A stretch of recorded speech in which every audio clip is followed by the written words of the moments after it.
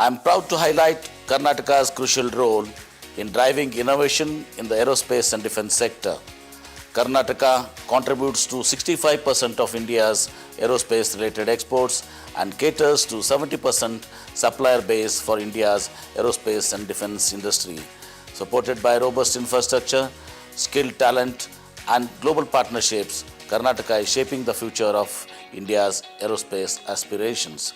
Invest Karnataka 2025 will further solidify our state's position as a preferred investor destination for aerospace and defense companies.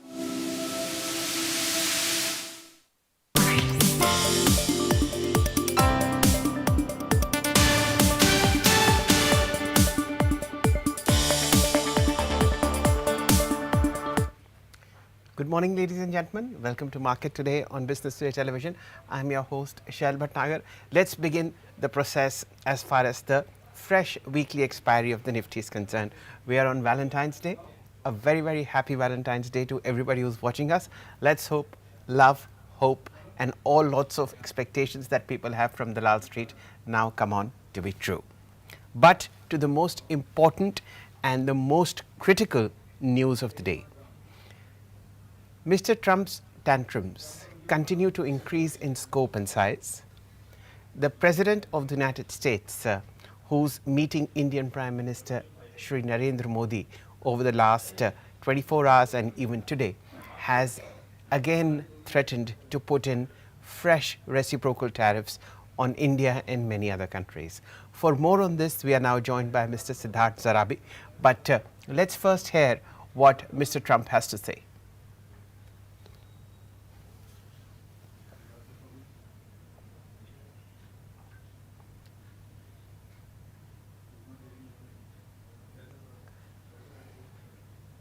I'm sure the PCR will be firing the bite of Mr. Donald Trump on reciprocal tariffs, but with me is Mr. Siddharth Zarabi, Managing Editor at Business Today Television.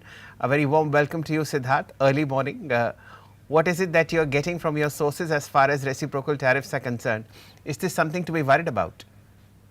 Well, very clearly, the key things that we need to take into account today, just hours after a bilateral meeting between President Donald Trump and Prime Minister Narendra Modi, and his announcement of reciprocal tariffs is fact number one, that the United States has now begun a new chapter of what could be a protracted, long-drawn trade war across the globe.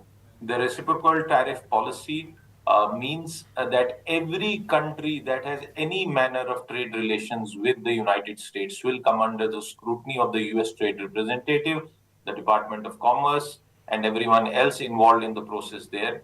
And they will follow what President Trump has given them as a diktat, as a mandate, that America will charge the equal tariffs to the nation as it gets. So with India's average 11.23% tariffs on the import of products from the United States, the reciprocal tariff would be the same, because currently there is a gap of almost 8 to 9% when it comes to the tariff rates on an average basis. So that's number one.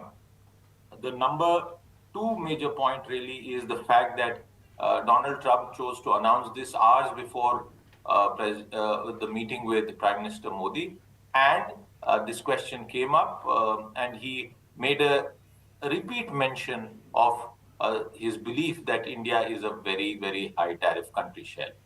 Okay. So, Siddharth, let's break it down. So, India is not the only country which will be impacted by these tariffs. It is across the world.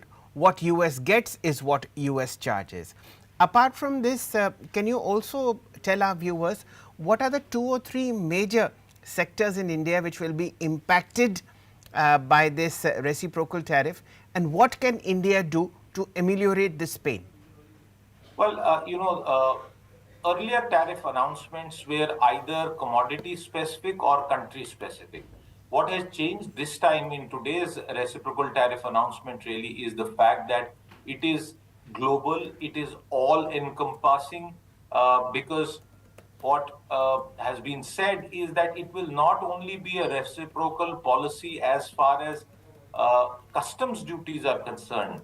The United States will take into account four other parameters, including non-tariff barriers, exchange rate, by implication, exchange rate manipulation, if an economy were to artificially manipulate its currency in relation to the US dollar, and also indirect taxes with the specific mention of value added tax. So the the context for what the United States can hit a trading partner with has completely changed in the last 8-10 hours. Earlier, action was supposed to be commodity specific, country specific, China specific, Mexico, Canada.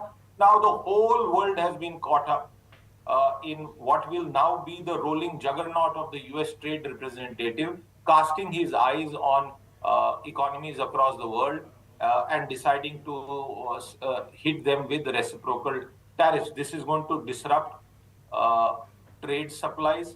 This is going to perhaps cause another supply shock, I would say, perhaps not to the extent of COVID, but a significant supply shock. And one final point, Shell, before I hand it back to you. There is a 180-day period for a US trade report, a TR report that has been spoken about. But equally, we have heard other officials of the US administration say these tariffs could start rolling from as early as the 2nd of April. So most countries, including India, have practically a few weeks till then to adjust their policies. There's also the bit about what transpired in the subsequent meeting between President Trump and Prime Minister Modi, but we can perhaps take that later. Siddharth, hang on for a while. What we'll do is we'll show our viewers what Mr. Trump said, and then I'll come back to you. Meanwhile, Nifty's opened 106 points lower, 112 points lower at about 22,921 on Dalal Street. But let's hear what Mr. Trump has to say.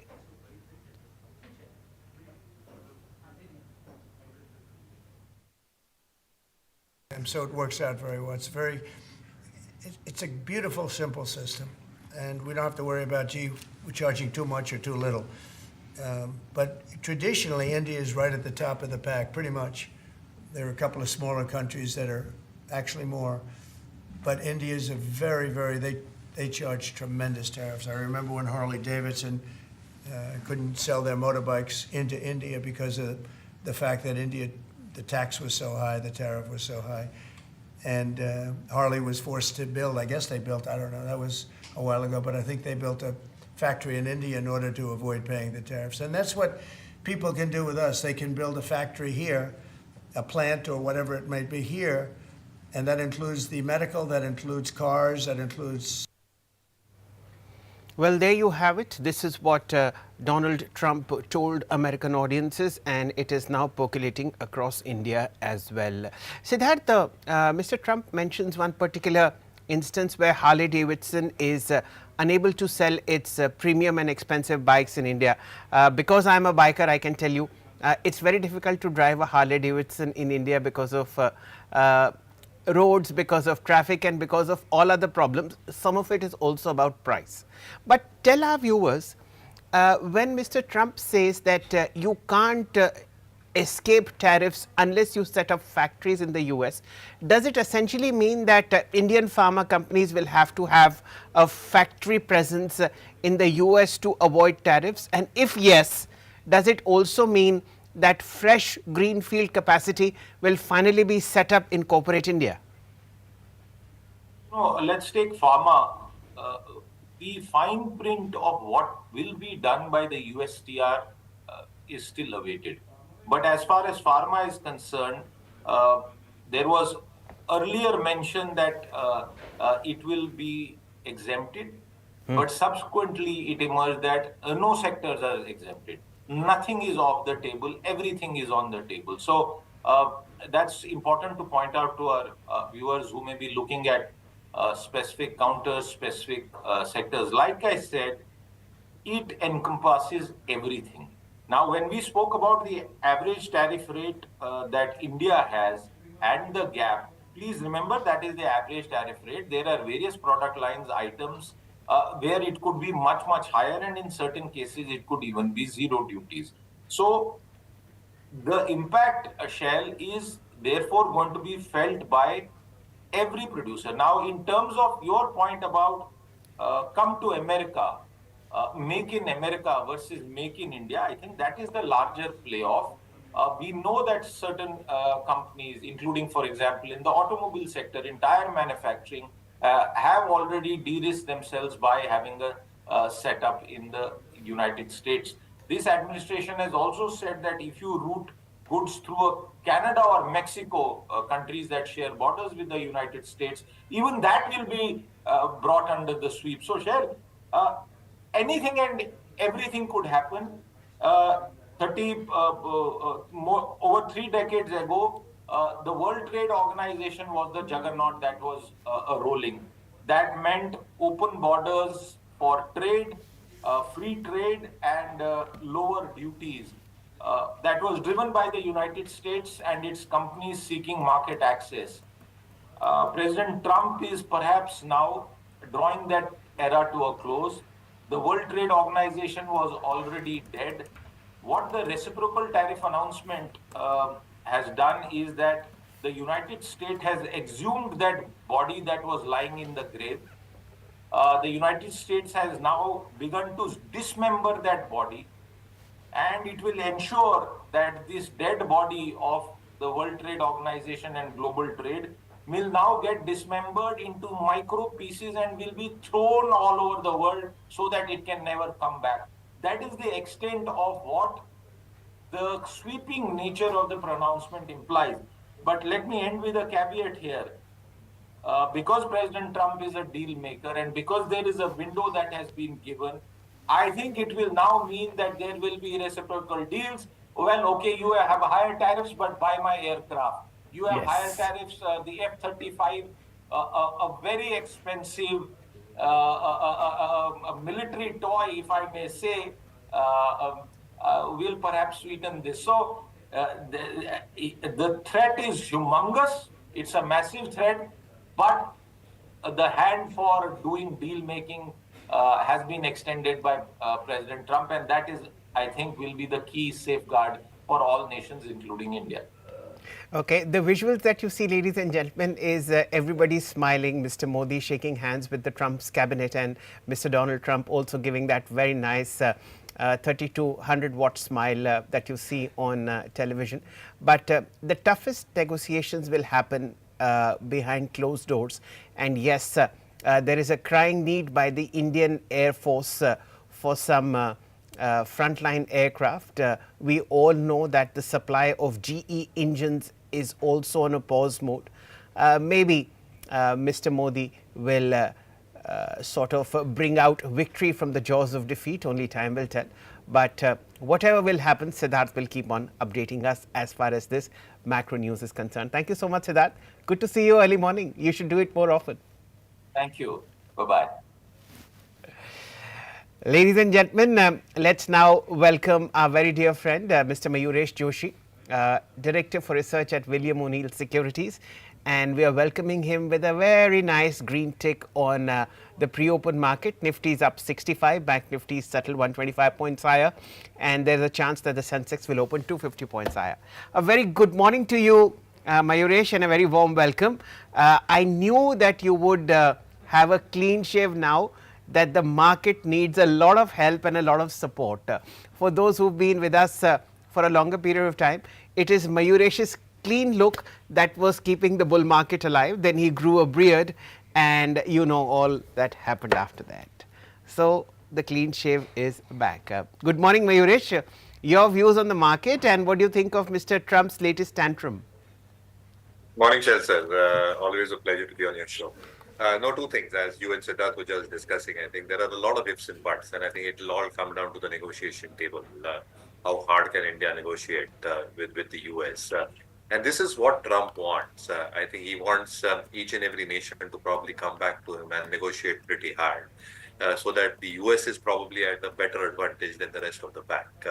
So therefore, I think these comments, statements will keep on happening. The rhetoric will keep on happening over the next few weeks, the next few months, if I would say. And that would keep global markets volatile for two reasons. One, I think in terms of expectations of what may or may not happen, global GDP might come under some sort of a pump. And the second aspect in terms of emerging economies, you've already seen what has happened to a lot of currencies across the emerging pack. If they continue to depreciate and there is a devaluation war that happens between these countries to maintain their export competitiveness as far as the US is concerned, and the Sorry, Ji. outflows that we have probably seen, that can probably have an impact in terms of trade and current accounts. Ji. Mayuresh, most important things first. Happy Valentine's Day. What's the plan for the evening? Happy Valentine's Day to you as well. No, I'm off to Nasik in some time. So we've got a function out there.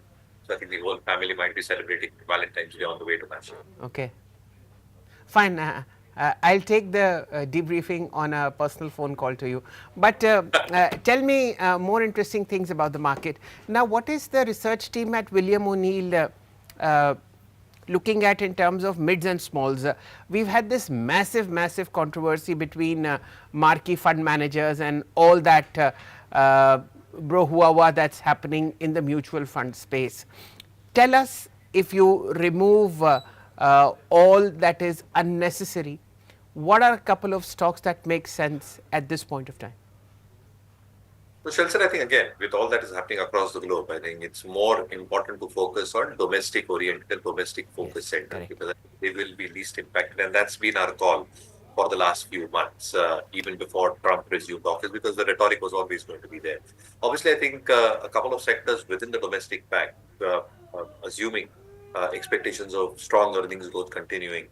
Agrochemicals as a space, Shelter still looks very strong and attractive to us on 2-3 reasons. One, I think you've seen a very good Rabi harvest this time around. So the expectations of a good Rabi output is something that the market probably believes should come through. Secondly, there are La Nina conditions which are evolving, which means there is expectations of bountiful monsoons expected to come, which means the Kharif season can be very good as well. And if monsoons are bountiful, with reservoir levels, moisture levels expected to better, the next Rabi season can be equally good as well. So now you're looking at a scenario where agrochemicals or a lot of these rural focused themes might actually continue doing well in terms of earnings, where the earnings degrowth is happening for a lot of sectors. And the expectation is that with the tax cut, consumption might pick up as we head into the first half. This part of the pocket, agrochemicals, rural, discretionary, will continue doing well based on the logic that we probably got. Automotive and International, to name a stock, particularly something that we like at MarketSquare India. Our take is that the market leadership that it has got, the expectation of strong volumes growth, the expectation in terms of stable farm gate prices, input costs, specifically phosphoric and sulfuric acid, have remained extremely stable. And therefore, this is one stock where the EPS rating, RS rating, institutional holding is very strong. The other space, Shelter, is hospitals. And again, our take is that they remain absolutely immune to what is happening to the globe, with expectations in terms of their asset-light model, expectation in terms of the debt deleveraging that is happening on their balance sheet. A large part of the core operating parameters and dynamics, including the bed size which is going up, the asset-light model, which means the debt-equity ratios and the debt-EBITDA levels going down, and core parameters like average revenue per operating bed and average length of stay actually improving, means that everything should also remain stable for the space. So Krishna Institute of Medical Sciences, KIMS, is somewhere where the results have been decent. They have been growing their bed space over the last few quarters, and that should fructify in terms of better numbers with better volumes, occupation rates, improving performance. Okay, fine. So the agro theme is upon us. You can see a lot of action happening in Coromandel International, in particular UPL. UPL has been one of those disappointing stocks over the last 4.5 years. It is now showing signs of life as far as charts are concerned, and there is a broader theme that Mayuresh feels would make sense. Domestics, and within that, Mayuresh, how would you watch hospital stocks? They have nothing to do with tariffs, they have nothing to do with supply chain issues that the world might grapple over the next 2 or 3 years, and of course earnings have been fantastic across the board. Any favorite that you have in the hospital space? So that's what I just mentioned. Krishna Institute of Medical Sciences, KIMS, Okay. is something that looks attractive. I think it's matching all parameters that we see, Shail sir. Interestingly, it's I think a 100% rating on EPS, RS, institution holding as we see at Translim, and they've delivered on numbers. And a large part of their capital expansion or bed expansion has happened in the last few quarters, which should start fructifying in better numbers as we go into the next few months. Fair point. So hospitals is in place. Anything or any sector or any particular theme that you're avoiding with a barge pole in the market at this point of time, Mayuresh? No, though specifically, I think a lot of sectors probably have run up quite significantly. So I think apart from these two sectors, I think banks is something selectively we've got on a focus. And my own belief is that specialty chemicals selectively might come back this financial year. Yes, that's a fair assumption to make. I'll request the PCR to fire the two biggest ones of them. Keep a lookout on SRF, which recently hit a record high, is showing all signs of swinging back up into action. And of course, Naveen Fluorine, a fabulous set of third quarter earnings that came in about 2 or 3 days ago, and the stock is in very fine shape. Mayuresh, allow me a moment. The markets are open. I'll just be back with you. Nifty is opened 60 points higher. 23,090 for you. You have the small cap index 37 points higher, the Nifty Bank 160 points higher, and of course the Sensex swinging about 300 points higher. Let's look at the contributors that are bringing this change to you. Within the top 10 index heavyweights, you have Reliance in the green, 0.5% higher at 1223. Let's look at more important stocks. One good thing is that all 10 index heavyweights are in the green, which is such a relief. Just a mild uptick on HDFC Bank, 1698, a rupee 15 higher. ICICI Bank is about 0.8% higher. Tata Motors 0.7% higher. State Bank a 3% higher. Axis Bank, ICICI Bank in the green. Mild profit booking on Kotak Bank, but that was the top gainer yesterday with very, very heavy volume. Let's look at the F&O space and find out stocks that are in top shape. Anything that catches my fancy? Okay. UBL, United Breweries, 3.9%, 4% higher, 2110. Metals are in top shape. Steel Authority, Hindalco, NMDC, Hind Copper, Vedant. All of them rising between 1 and 1.2%. These are early transactions, ladies and gentlemen. This is something that should be doing good. All-time highs, if any? Well, none. Any volume buzzers in the early trades as far as F&O is concerned? Well, Deepak Nitrite. This is down 7.5% at 2069. Manappuram Finance, earnings that disappointed, 2.5% lower, 189. You have Ipca Labs in the green. Let me just look at the broader markets and then I'll just come back to Mayuresh. Advanced decline ratio in the early part of the market is a decent 1200 stocks in the green, 800 in the red. So that's 12 upon 8, 3:2. We tracked 19 indices for you. Out of 19, 16 are in the green. That's a good start. This is also the first week of the fresh expiry. Nifty Metals top shape, 1.3% higher, 8450. The IT index is also in the green. So this threat of reciprocal tariffs is something which is not getting reflected, at least in the first 2 or 3 minutes of trade. Let us see whether 23,000 is now a fresh support level for the broader markets as well. Mayuresh, your opening comments on what you think the market is at the moment. This is a fairly mature start given what Mr. Trump said overnight. Oh, absolutely. And again, I think let's realize that this is not just India specific, right? I think it's going to be global in nature. And therefore, I think it's not just India that he's targeting. It's the whole world that he probably wants to get on the negotiation table. So I think the street probably assumes and expects that. Having said that, I think a large part of the expectation pool is that with the tax cuts that have now got announced in the budget, the first quarter and the first half of the next financial year, you will see significant amount of accretion happening across a lot of the consumer discretionary elements as consumption patterns start improving. And therefore, I think the lag that was happening as far as India Inc. was concerned in terms of private capex, there is sufficient and ample hope that as consumption gets driven up with all these tax cuts, investment comes back roaring in the second half, providing ample support to GDP as well. So fingers crossed in terms of India's relative outperformance to the rest of the world. Fair point. What we'll do is, ladies and gentlemen, we'll take a very, very quick break and we'll be back with you in a jiffy. It's been a fairly decent opening. It's the first 5-7 minutes of trade. Let's hope this green tick continues on Dalal Street. We'll be back in a moment.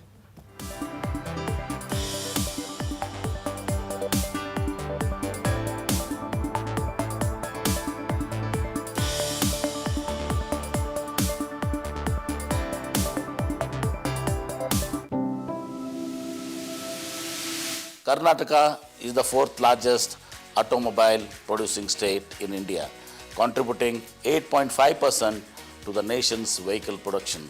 The state also has the highest number of EV charging stations, boasting an impressive 5,765 public stations. We were the first to introduce an EV policy in 2017 and will soon unveil a clean mobility policy at our upcoming Global Investors Meet. Backed by our progressive policies, world-class infrastructure and a skilled workforce, Karnataka is paving the way for growth in both traditional and EV sectors. Join us at Invest Karnataka 2025 and be a driving force in the future of automotive and EV innovation.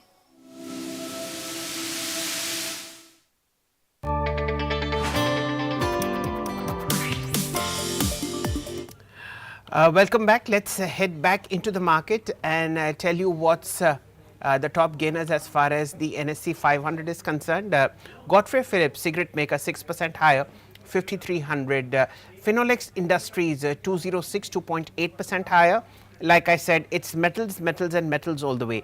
Keep an eye out on Hindustan Zinc, 2% higher at 419.85. Steel Authority buzzing 2.5% higher at 112.6, as also erstwhile market favorites Hindustan Copper, NMDC, Vedant, Bharat Forge. Bharat Forge was in a bit of a pain yesterday, but it is now back into action.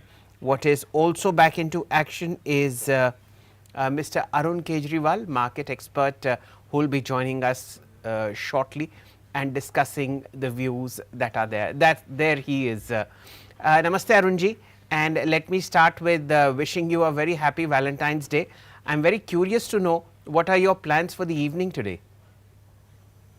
So I believe in enjoying events like this before time.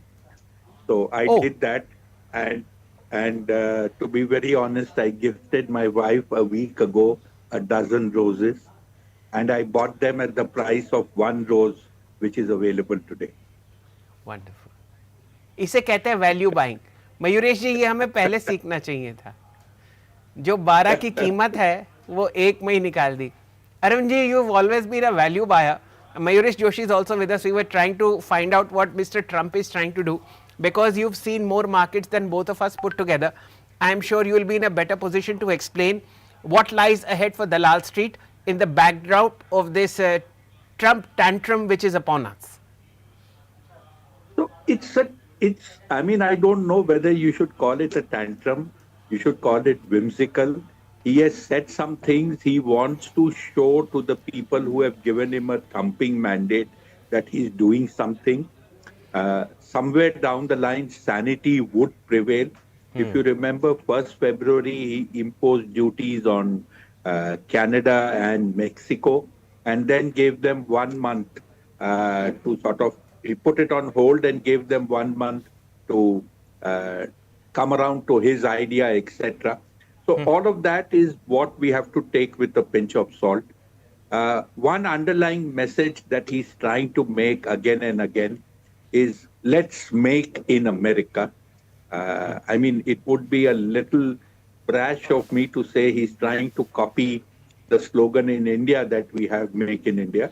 They are far bigger and greater in manufacturing than us. But he's trying to do on similar lines. There is one major problem. Cost of manufacturing in America is anywhere between 8 to 10 times what it is in India. So therefore, this cannot happen to that extent. Yes, it can definitely happen in those super high technology products where you can afford little bit of manpower cost, but not in mass produced items. Okay, let's get to this conversation a little later, Arunji. But tell us now, is 23,000 a good level for the Nifty to stabilize and consolidate at current levels? Or given the backdrop that we have in insistent FI net sales, fund managers now fighting what is right and wrong, and of course, the market still being overvalued in some spaces. Is 23,000 the new floor for Nifty, or is the worst in the pipeline? So you raised some very valid points. Let's talk just briefly about them. Yes, 22,800, technically speaking, is more of a benchmark on the bottom side. We have taken support already 3 times over there. On the upside, if we are able to cross 23,250, the high that we made yesterday, and sustain it, we could go up to 23,800.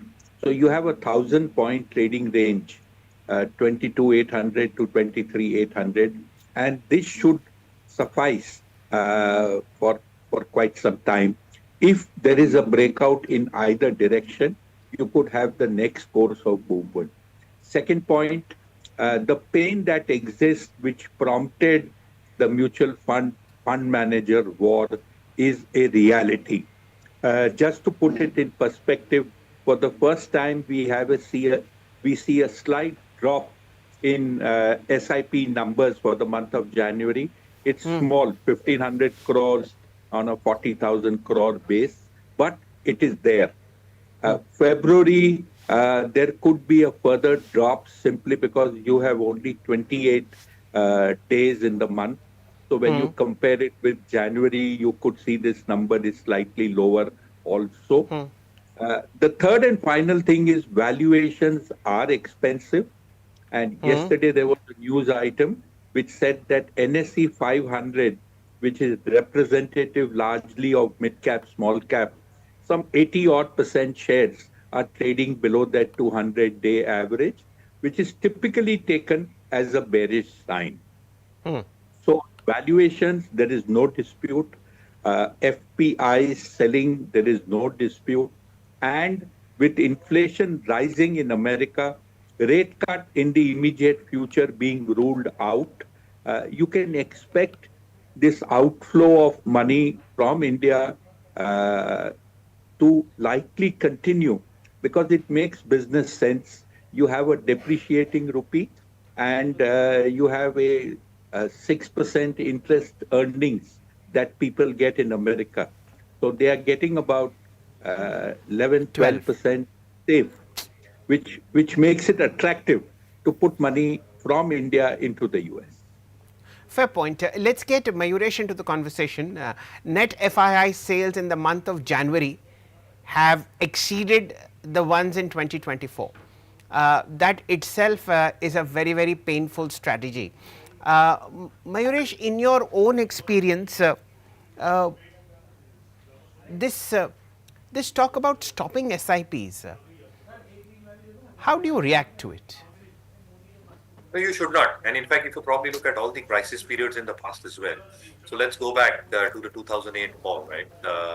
If you would have started your SIP just before the peak of that fall and continued holding on, your XIRR, which is effectively your net returns or the effective returns that you will make compounded over a periodicity of time, still far better, right? Again, 2010, 2014, before the COVID fall, you take numerous examples that you probably got. And in fact, I think SIPs are the best time during tough times like these because you can probably double down in terms of the number of units that the same amount can probably buy. And therefore, I think you should be continuing your SIPs. Obviously, I think your horizon has to be longer. You cannot come into SIP saying that I want to be in the market for a year or two. Your horizon has to be longer for you to help compound the wealth that the market might do for you.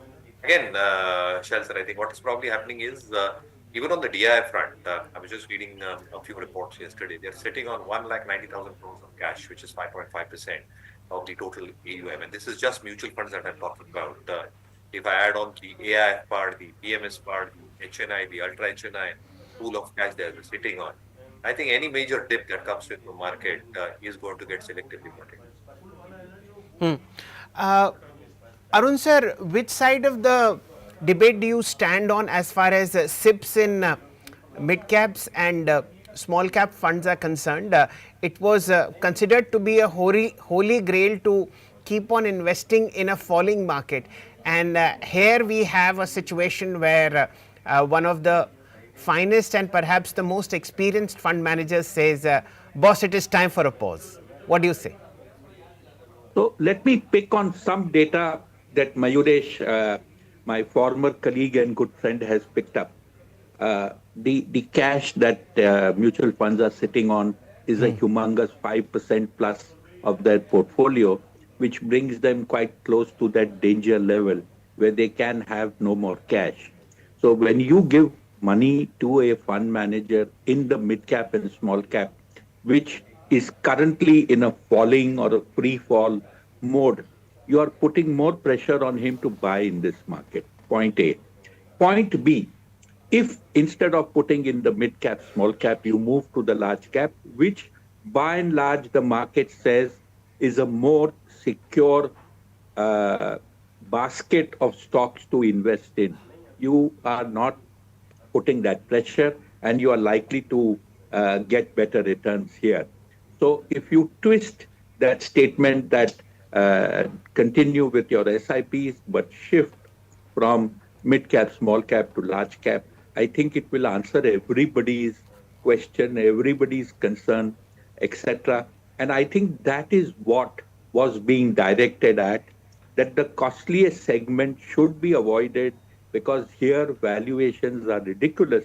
And if you see the euphoria that had come in this segment, just to name a few segments, PSU, defense, power, and railway, you can see the kind of bloodbath that we have sent only because there was over ownership.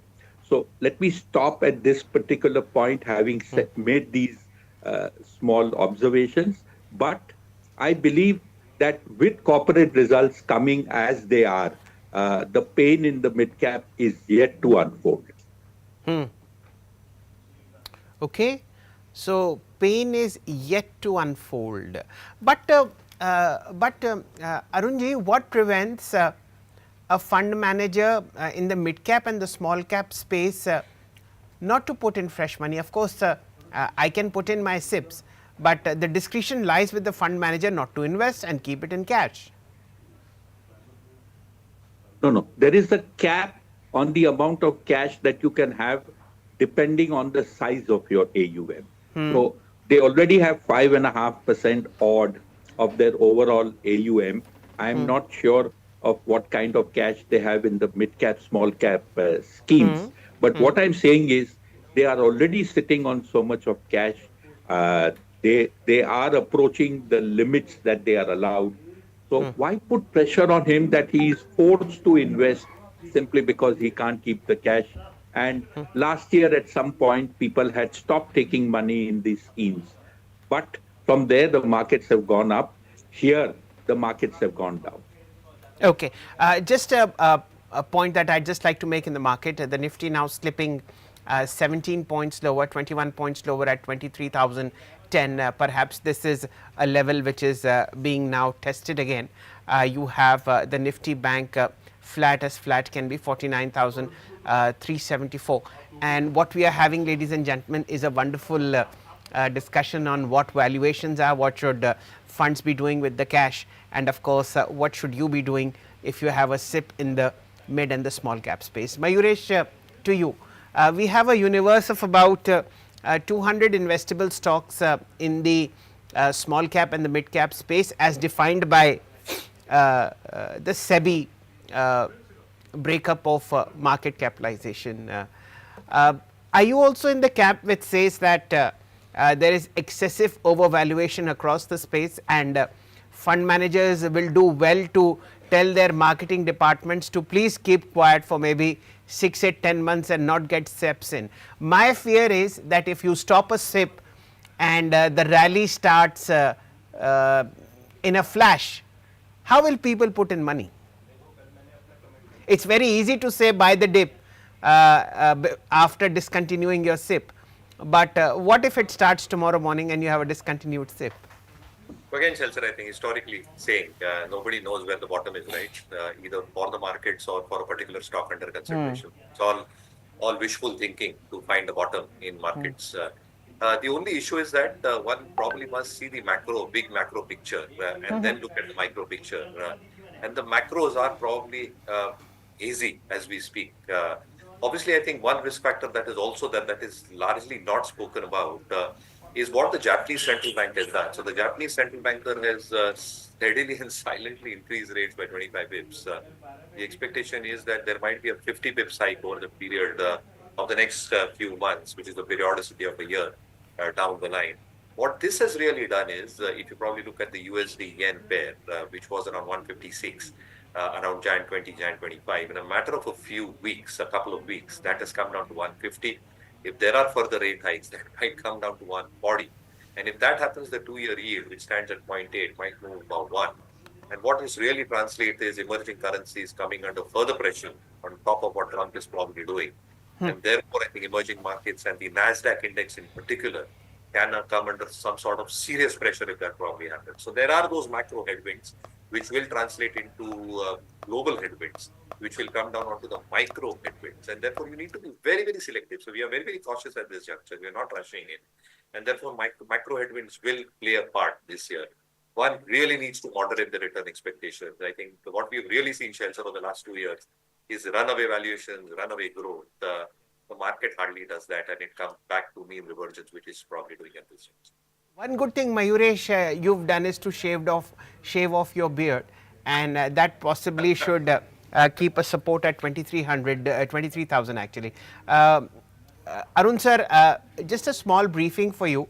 All through the bull market, Mayuresh kept a clean shave, and somewhere when the Nifty was around 26,000, 25,500, he decided to keep a goatee, and all hell broke loose, and people might talk about overvaluations and so many other things, but I believe that totka was the one that was keeping the market afloat.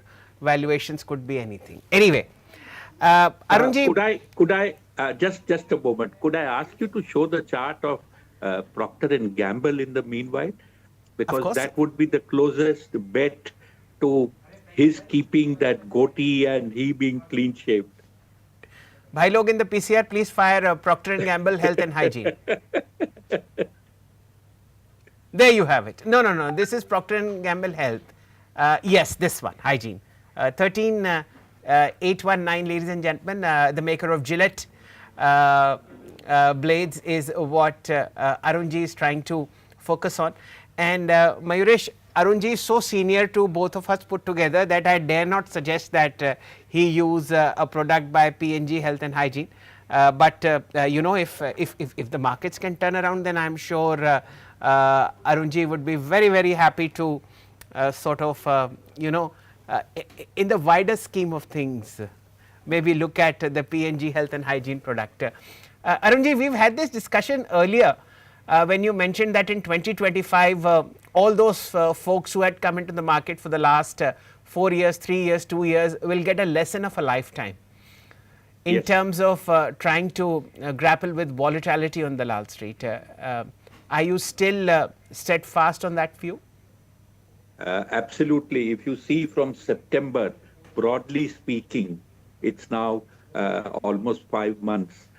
Market has been by and large on a downtrend.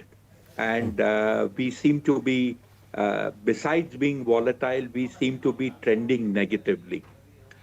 If you would recall the kind of questions that people ask your guests on your show or on live television throughout, it's the same sectors, it's the same mid-cap, small-cap, it's the same being stuck at higher levels, and there has been a new trend to the type of questions being asked.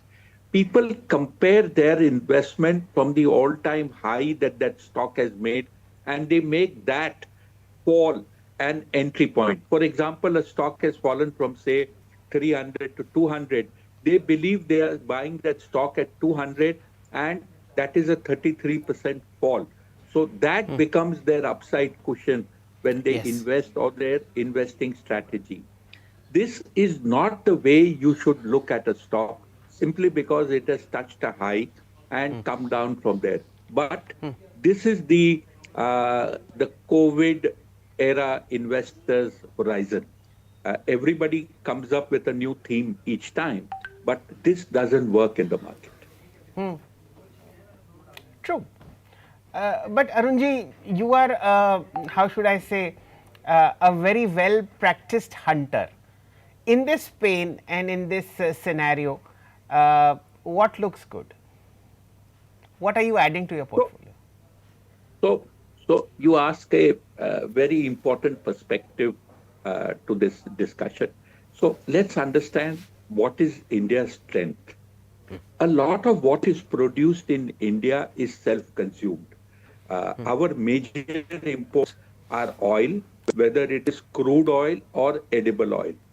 There is still some amount of technology that we import, but by and large, we are able to take care of quite a bit of what we need, what we produce is self-consumed. We do have exports.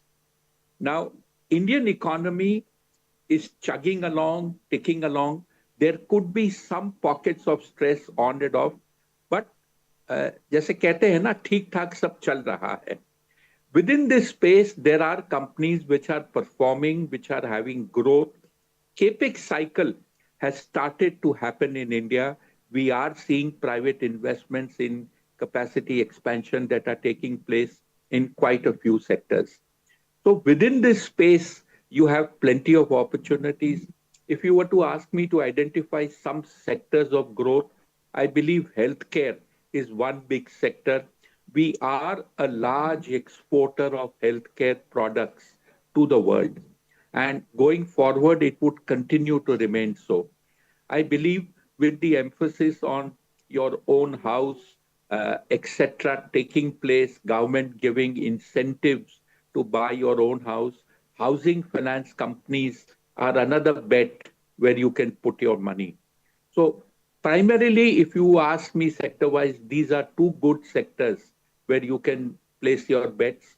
Of course, you need to do a little bit of homework in the type of share you buy, because that would be crucial to you actually making money. Mayuresh, your thoughts on NBFCs and domestic pharma? Pharma you've spoken about a bit earlier, but how about NBFCs? I see a lot of activity happening on Cholamandalam Investment, Shriram Finance. These were beaten down a bit, but great quality companies. Look at Muthoot Finance at a record high in this kind of a market. What would you comment on NBFCs, and what would be your top pick, Mayuresh, at William O'Neill? You need to be selective, I think, 2-3 reasons. First, from a macro perspective, I think when you're looking at the space as a whole, one really must now understand with what is happening with the inflationary data points across the globe, the Fed comments as well. Interest rate cycle is going to get deferred significantly in terms of timelines. And therefore, I think a large part of the NBFC pool in terms of their borrowing mix is largely dependent on bank financing. So if the interest rate matrix does not come down, a large part of their cost of borrowings is still going to remain elevated. The second element obviously is in terms of the advances growth and which sectors would they probably advance to. I think a large part of the pocket pool that we've probably seen through in terms of a few microfinance companies as an example, which have gone through tremendous amount of stress. A few of the banks which have just recently received banking licenses within the NBFC space, they will reflect a large part of this pool as well. And therefore, I think where to selectively have their advances compound is going to be a huge question mark in front of them. Obviously, I think with the tax cuts that are coming through, with rural economy expected to pick up, the efficiency ratios and specifically the collection efficiencies are expected to pick up as we head into the first half. But again, I think the point is very simple. I think where the credit ratings are superior, where they are backed by strong corporate houses, where the expectations in terms of both these factors put together give them that capital adequacy comfort, specifically in terms of tier one ratios, that is where the balance sheet comfort might come from. And therefore, I think Bajaj Finance has largely been an underperformer over the last few years. That might actually stand to gain as we head into the next few quarters as well, because a large part of the expectations that I just spoke about is largely getting satisfied by what Bajaj Finance is expected to deliver as we get into the next few months. Okay. Coming to you, Arun sir, in the NBFC space and the domestic farmers, what looks good? Erstwhile blue chips that all of us have seen for three and a half decades, or do you have an eye on the recent listings that have happened in both these spaces, NBFCs and domestic farmer? So let me come to NBFCs. Within NBFCs, we have seen microfinance taking a beating over the last couple of quarters because there were pockets of stress in various parts of the country, particularly in states like Andhra Pradesh, Gujarat, and some amount also in Karnataka. A large part of this stress was not because of the economy being in a bad shape in that state, but more to do with the fact that new entrants had started giving loans beyond the permissible limits, a third, fourth, fifth, and even a sixth loan. Now, a lot of that has been corrected, but price improvement in the microfinance is yet to happen. I believe the fourth quarter results will show you that turnaround. If I could name one single company, I think Ujjivan in their results for the third quarter has highlighted the turnaround that is witnessed. The share price also has reacted positively. Going forward, I believe that could be a stock which could be looked at. And in general, on a bad day, you could look at the microfinance sector wherever the commentary for the third quarter was good. On a larger space, NBFC, the MSME in India is definitely doing very well. The kind of measures that were announced in the budget, doubling the size of turnover, which determines your categorization. So people who have a good MSME portfolio are companies which should be looked at because India's backbone is the MSME. On a broader front, on the pharma, what you asked, yes, you cannot forget the 3-decade-old companies that are there, tried and tested. They have grown bigger in size, scale, so they are definitely there. Plus, many more companies which have listed, like you said, in the 2 to 3 years time frame, where there are good companies which can be invested. They have been declaring good results in the last 2-3 years after being listed. So you have to pick and choose some of these stocks. But when markets are bad, even these gems that one picks correct with the market fall. Okay. Pardon my contrary question to you, Arunji. Microfinance in this kind of an environment where macro is getting a bit shaky, and we have seen over the last 2 decades or so how problematic investing in microfinance companies can be when the bottom of the pyramid is in pain.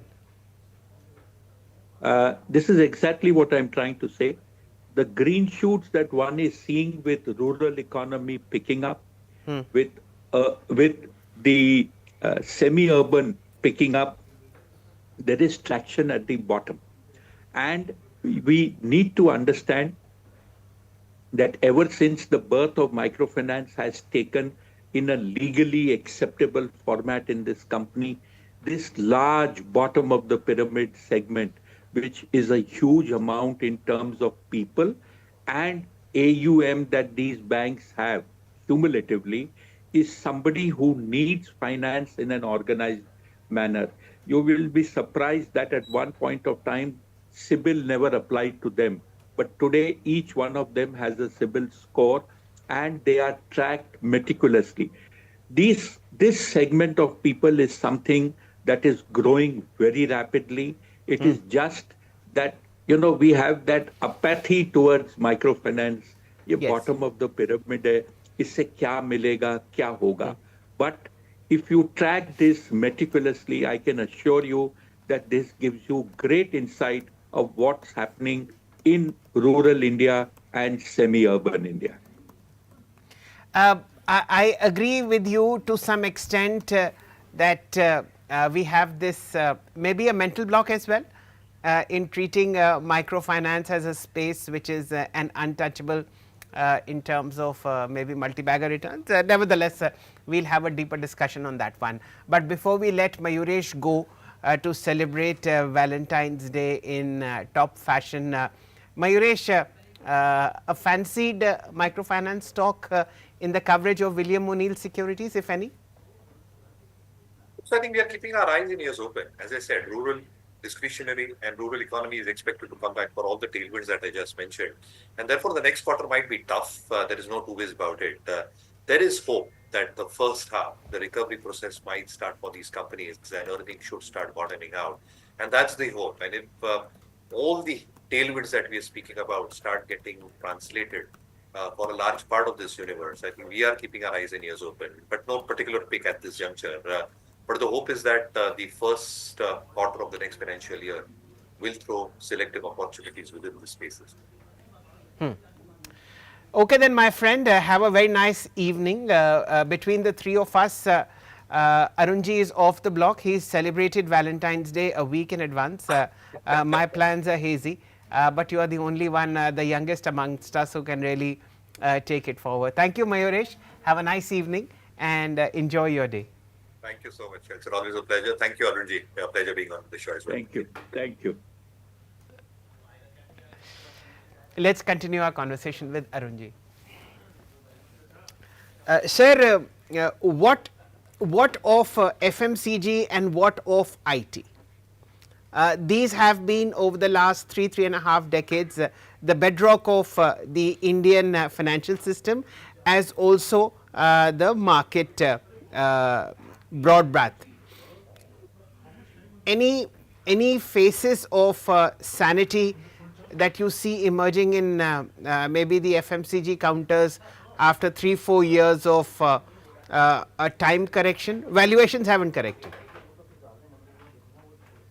So the biggest driver, tailwind, positivity that you can expect or look forward from FMCG is the fact that rural economy turnaround, semi-urban pickup is what could make you take a punt on this sector. We also need to understand that the really large players like HUL also are reinventing the wheel in terms of driving sales. I have now seen advertisements on the phone that you have on the mobile, which tell you to download the HUL app and order products in bulk.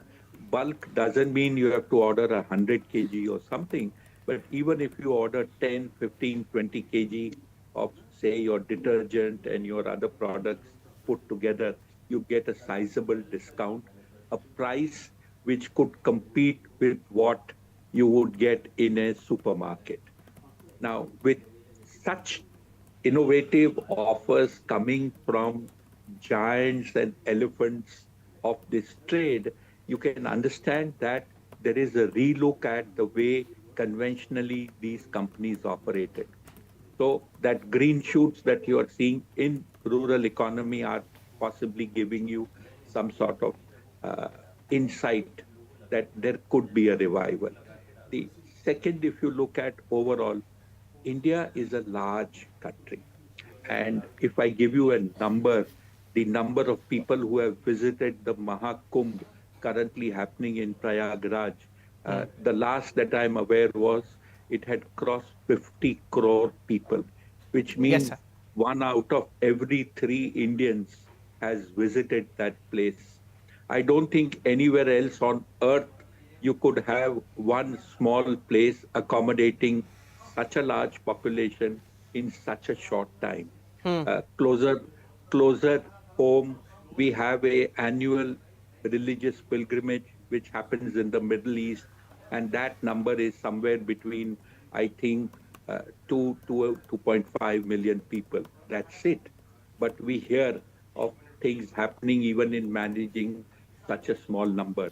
So here you have an instance where I'm not sure what kind of marketing efforts and returns this kind of congregation of people would have delivered to these companies. But I'm sure data would be available maybe 2 months down the line that what was the business generated out of Mahakumbh. So I believe there is opportunity coming. One will have to be patient, and we need to remember that when giants start walking, the market moves. And Arunji, I think it was time that people got to understand that over the longer term, it is only valuations that the market looks at. In the short term, it could be liquidity. In the short term, it could be sentiment.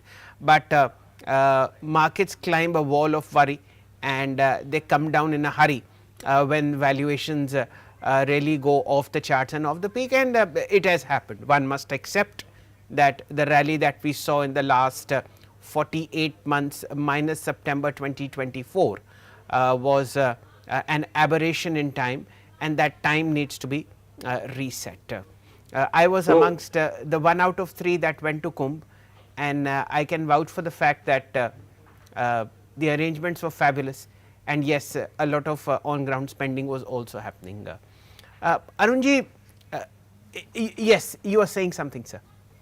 Yeah, one important thing I would like to tell you, that when we have IPO meetings and there are discussions on valuation where there is a little bit, जिसे कहते हैं ना हिंदी में कश्मकश between investor, analyst and management, I often use a dialogue to tell the promoter. I said the company is good, but for an IPO, it is only good if the valuation at which the company offers gains in the medium to long term. If Absolutely. you come expensive, it doesn't make any sense in investing money in them. While the promoter cannot accept what you say because he doesn't agree with your valuation, but over the medium to long term, he does agree when the share does not do well post-listing. And no better example than Tata Technologies, ladies and gentlemen.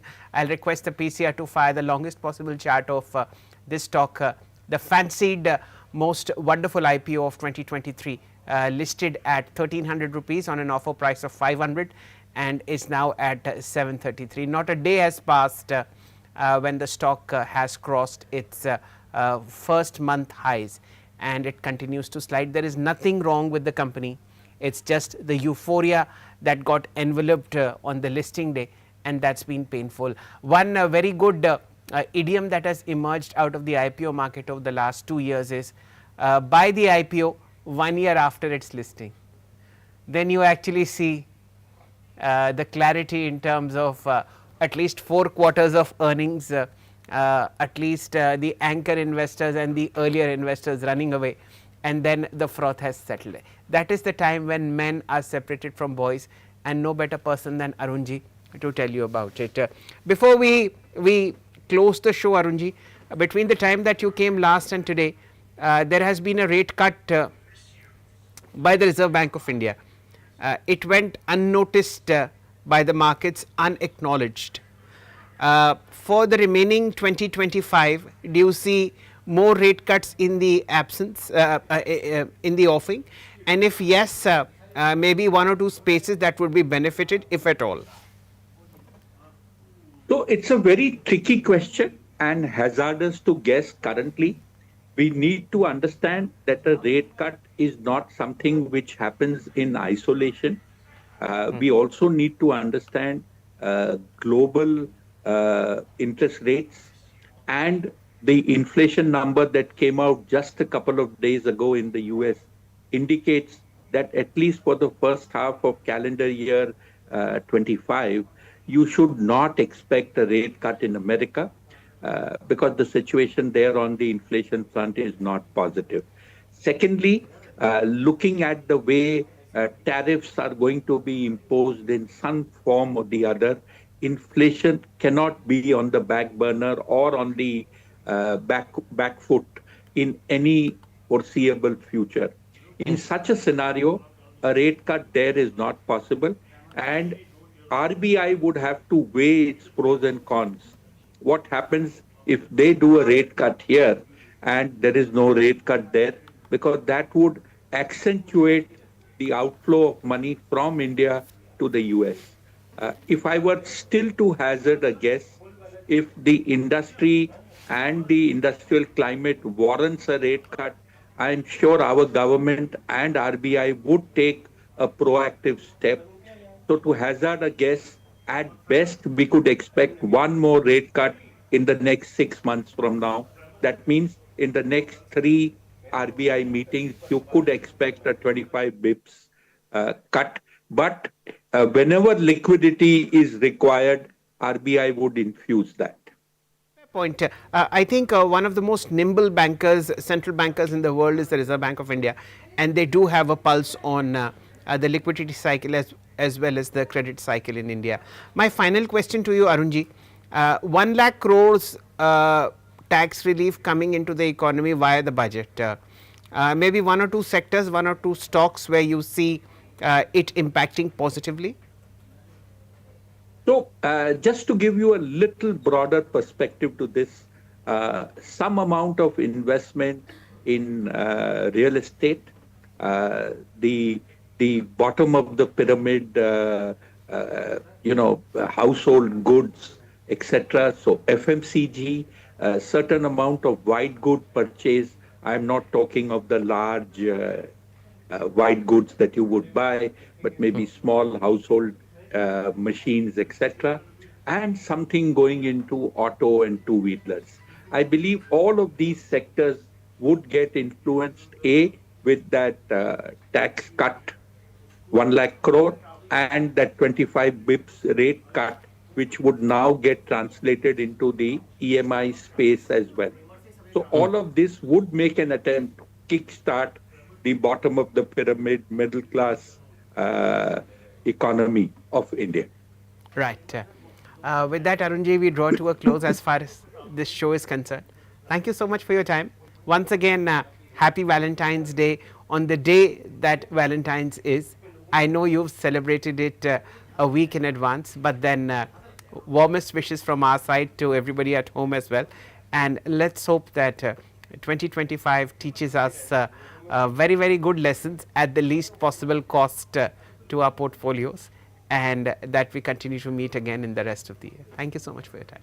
So last comment before I go, I need to move ahead of time considering the age factor, that when I celebrate such an event on that same day, I have to jostle for space with my much younger friends.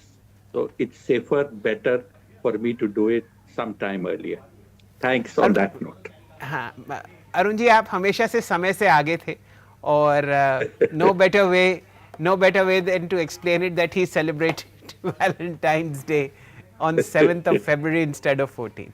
ऐसा तो नहीं कि होली और दिवाली जल्दी आ जाएगी इस बार? नहीं, होली खेलना ही बंद कर दिया. कभी हमें मौका दीजिए, आइए दिल्ली मेरठ आपको दिखाते हैं असली होली क्या होती है. Sure. Thank you. That, ladies and gentlemen, was market expert Mr. Arun Kejriwal with us. Flat as flat can be as far as markets are concerned. Nothing much happening except volatility around 23,000 as far as the Nifty is concerned. The bank flat as flat can be. The small cap index is taking it on the chin, 1.6% lower. I also want to see what the mid cap index is doing. Let me just get that for you. The Midcap 100 index is also down about 1% at 50,386. The Midcap Select is down 1% at 11,258. The NSE 500 is down 1/3%. And a final check on the advanced decline ratio, the most important parameter of the day. We started with 1,200 stocks in the green. Now they are just 600 in the green. So you know what the sentiment is on Dalal Street. Stay tuned on Business Today Television. There's a lot happening on the other side of the break.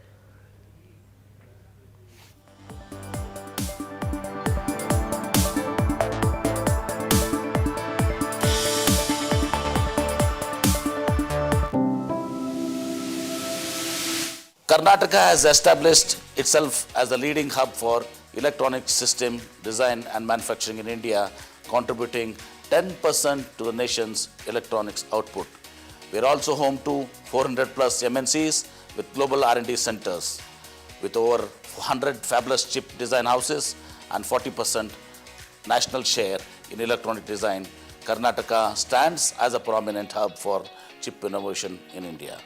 Invest Karnataka 2025 will bring more global players to benefit from the state's strong and tech-enabled ecosystem.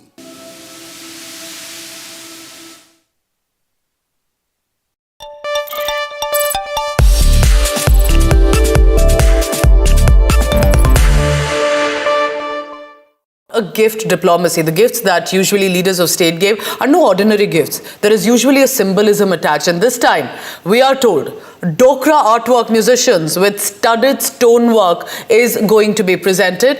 This was given, if I'm correct, to the French President Macron as well. All of this to reflect the rich heritage, the art